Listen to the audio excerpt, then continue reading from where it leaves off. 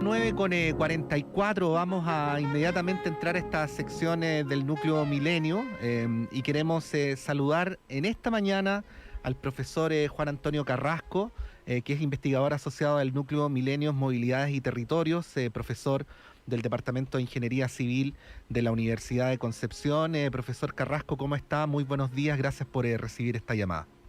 Hola, muy buenos días. Gracias por la invitación a estar aquí. Sí, pues bueno, esta pandemia nos instala una gran pregunta, po.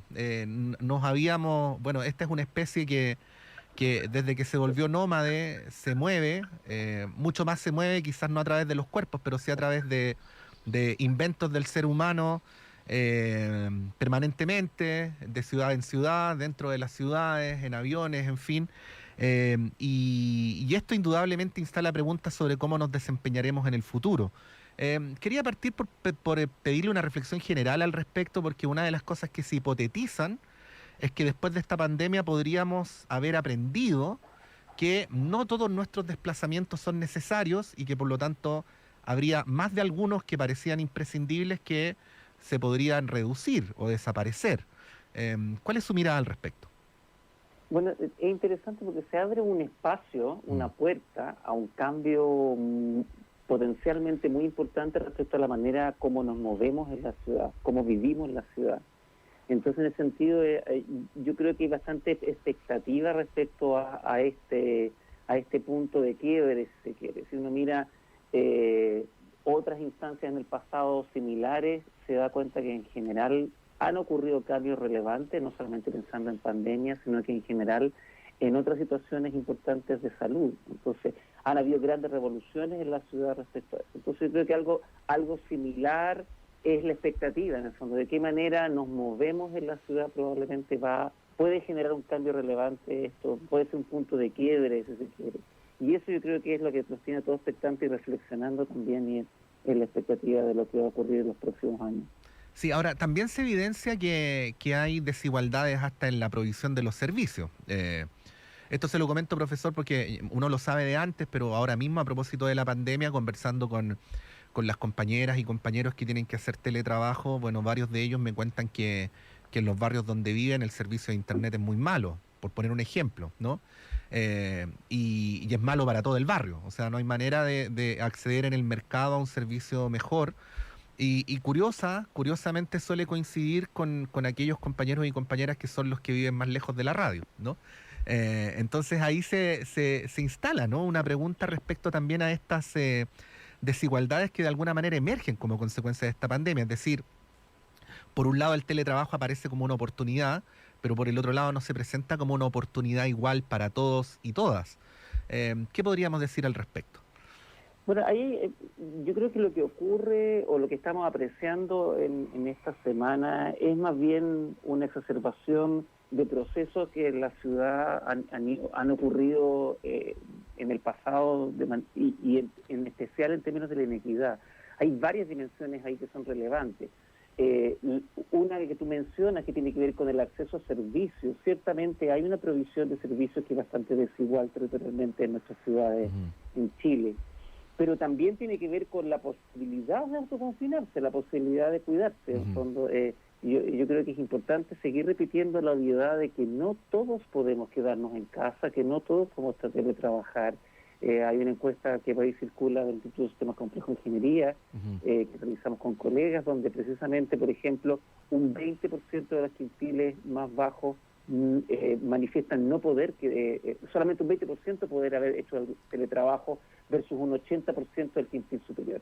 Entonces, en el fondo, cuando hablamos de teletrabajo, de la nueva virtualidad y de una serie de cambios, ojo, estamos hablando de ciertos segmentos de la población que pueden hacerlo, y eso no solamente en relación con poder moverse o poder tener una buena provisión de Internet, sino que con incluso otras estructuras mucho más profundas que tiene nuestra ciudad, la estructura económica, la estructura de trabajo. Estamos viendo, por ejemplo, cómo ciertos trabajos que son precarios y han sido precarios en este último tiempo, como por ejemplo la repartición de delivery, pasa a ser, por otra parte, tenemos esta dualidad de que siguen siendo una suerte de primera línea nuestros servicios y por otra parte se manifiestan aún más fuertemente como en toda la precariedad que tienen. Yo creo que en ese sentido la pandemia pone de manifiesto desigualdades territoriales y de movilidad que estaban manifestando, que, ojo, también fueron en parte manifestadas y muy fuertemente a partir del 18 de octubre. Y yo creo que en ese sentido hay un espacio de reflexión, pero también de cambio bien interesante. Sí, bueno, aparecen ahí algunos elementos que son interesantes. Seguramente también se plantean nuevos desafíos, profesor, en el ámbito de las tecnologías. Nosotros hemos usado las tecnologías de una determinada manera, pero a mí me da la impresión de que eso también ha ido produciendo un cambio en estas circunstancias, ¿no? Hemos recurrido mucho más a ellas. Usted ponía el ejemplo de los delivery. Bueno, ha habido una exacerbación del uso, ¿no?, de ese tipo de plataformas. Y en fin, estas nuevas tecnologías empiezan también a tener una nueva relación con nosotros en la medida en que nosotros nos movemos menos. ¿Qué podemos decir sobre ese futuro tecnológico, ¿no? Muy en la línea de lo que usted planteaba, de que toda crisis siempre cambia el eje, ¿no?, y refunda cosas.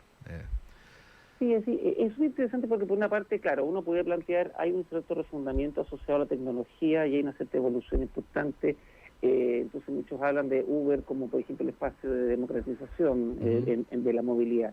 Pero ojo, la tecnología se funda también en ciertos procesos que no necesariamente son tecnológicos. En este caso, por ejemplo, la posibilidad de poder traernos un chocolate desde alguna tienda por alguien que viene en moto, es en base también a la precariedad de esa persona que trae ese implemento. Entonces, a lo que yo me refiero es que en el fondo nosotros hay una mirada futura muy fuerte de un cambio tecnológico. De hecho, previo a todo este proceso de la pandemia, ya en el mundo se ha estado discutiendo fuertemente en términos de movilidad y de transporte, las grandes revoluciones tecnológicas que vamos a tener en términos, por ejemplo, de esto de la movilidad como servicio, lo que hemos visto como Uber o Cabify y otras empresas de ese estilo, la electrificación de los vehículos e incluso la posibilidad de tener automóviles donde nosotros no tengamos que manejarlos.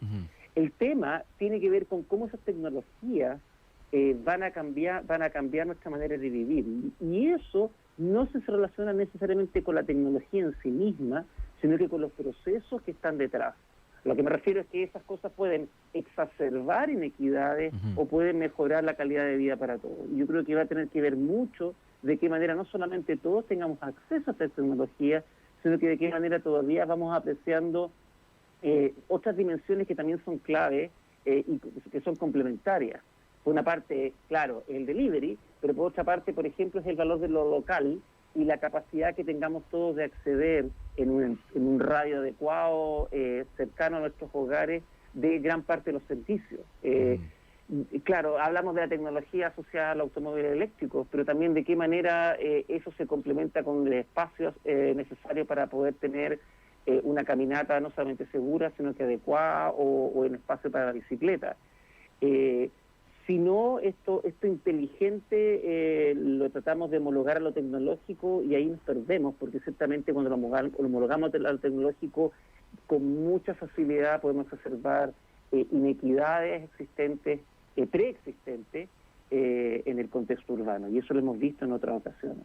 Ahora, todo lo que estamos hablando, profesor, que tiene que ver con la pandemia, no hace todavía más imprescindible la idea de avanzar en una planificación territorial, porque muchos de los temas que estamos conversando esta mañana tienen que ver con el cierto modo desregulado en que se han ido configurando nuestras ciudades, y por eso algunos viven entre comillas cerca, otros viven entre comillas lejos, unos viven con parques, otros sin parques, unos con servicios, otros sin servicios, y así sucesivamente. Como que me da la impresión de que ese factor está sobrevolando o subyace en varios de los puntos que hemos tocado en esta entrevista. ¿Cómo lo ve usted?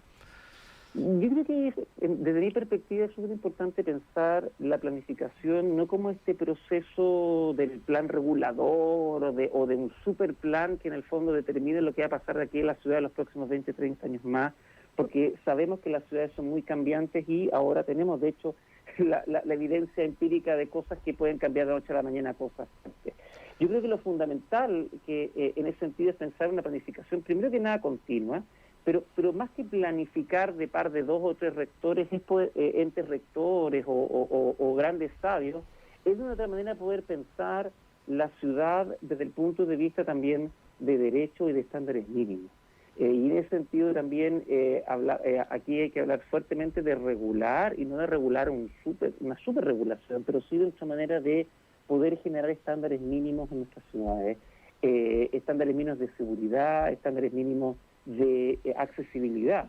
Por ejemplo, ahora es muy famoso, por ejemplo, esta frase de la alcaldesa de Francia cuando habla de que su visión de ciudad es esta ciudad de 15 minutos, en donde todos puedan llegar a estar gran parte de sus servicios básicos a 15 minutos en bicicleta. Ese tipo de claves yo creo que son fundamentales, porque van generando también la clave de derechos de la ciudad, pero también la clave de que tenemos que regular la manera como vivimos nuestra ciudad, cómo se emplazan las localizaciones, las actividades, pero también de qué manera nosotros le cedemos el espacio a los distintos modos de transporte. Yo creo que la discusión, por ejemplo, de quién es el espacio público en términos, por ejemplo, de la movilidad, es una pregunta que ha estado hace mucho tiempo dando vueltas y que aquí se hace mucho más fuerte.